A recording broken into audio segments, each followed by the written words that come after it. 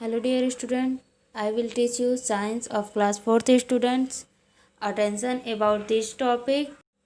Last day I told about how do plants make food. पौधे अपना भोजन कैसे बनाते हैं. Today's our topic test for starch. Starch का परीक्षण. So let's start. We can perform the test for the presence of starch in leaves using a chemical solution of iodine.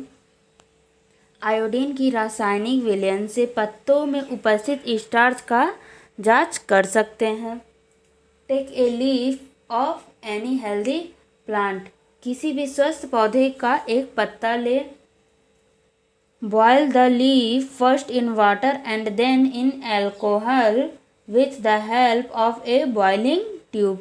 पहले पत्ती को पानी में उबालें और फिर उबलते ट्यूब के में अल्कोहल के साथ उबाल लें.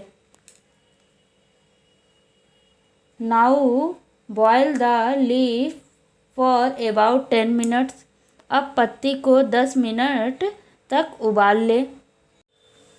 Wash it under cold water. इसे ठंडे पानी से धो लें. Take this leaves in a dishes. इसे एक डिश में ले लें. Put few drops of iodine on it. इस पर आयोडीन की कुछ बूंद डाल दें. The colour of leaves will change into blue black colour. पत्ती का रंग बदलकर नीला या काला हो जाएगा. This so that starch is the food prepared by leaves during photosynthesis. इससे यह स्पष्ट होता है कि स्टार्च ही प्रकाश संश्लेषण के दौरान पत्तियों द्वारा तैयार किया गया भोजन है. Look at this process.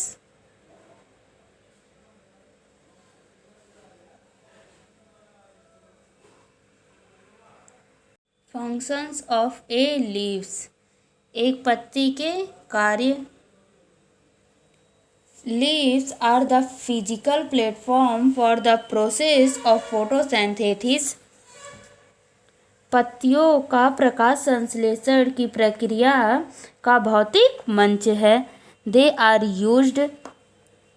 ये उपयोग किए जाते हैं. To increase the surface area of the plant to minimize the production of leaves. खाद्य उत्पादन को अधिकतम करने के लिए पौधों के पृष्ठ के क्षेत्र को बढ़ाना.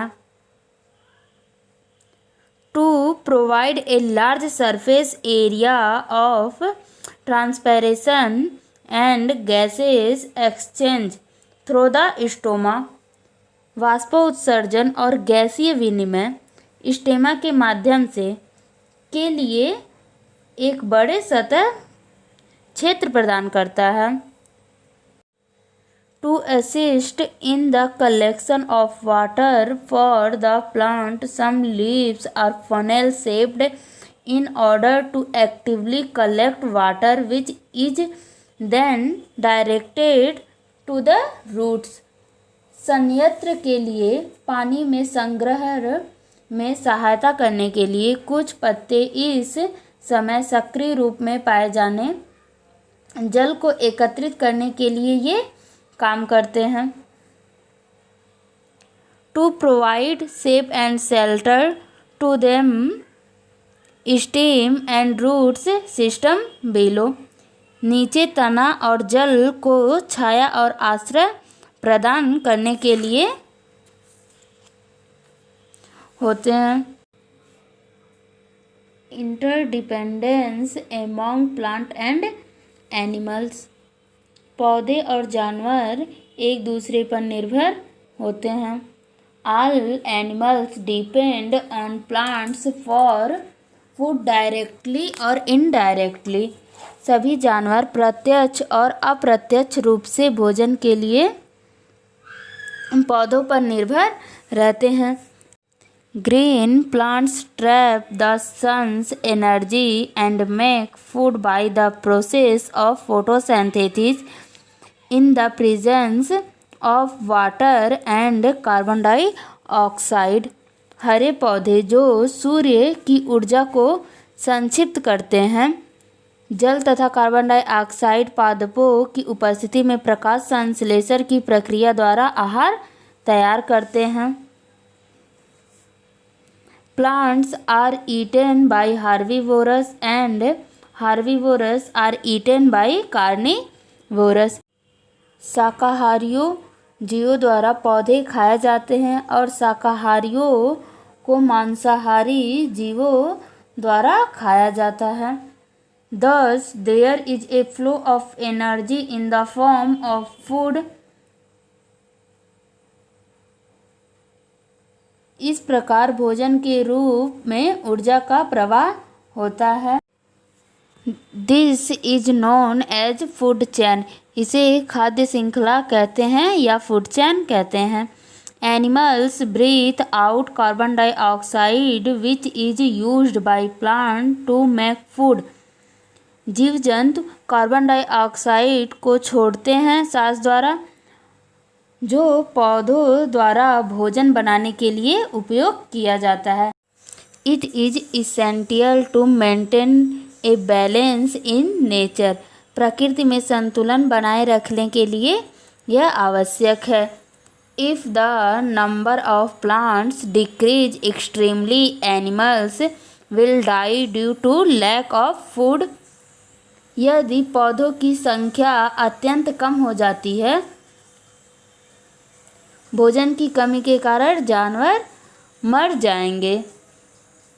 In the same way, if the number of animals reduce extremely, the amount of carbon dioxide given will out will not be enough for all plant. इसी प्रकार यदि जानवरों की संख्या अत्यधिक कम हो जाए तो उन पौधों के लिए कार्बन डाइऑक्साइड की मात्रा कम हो जाएगी। Therefore it is essential to maintain a balance between plants and animals. इसलिए पौधों तथा जानवरों में संतुलन बनाए रखना आवश्यक है। Look at these pictures. Interdependence among plants and animals. पौधे और जानवरों के बीच एक दूसरे पर निर्भरता। Thank you.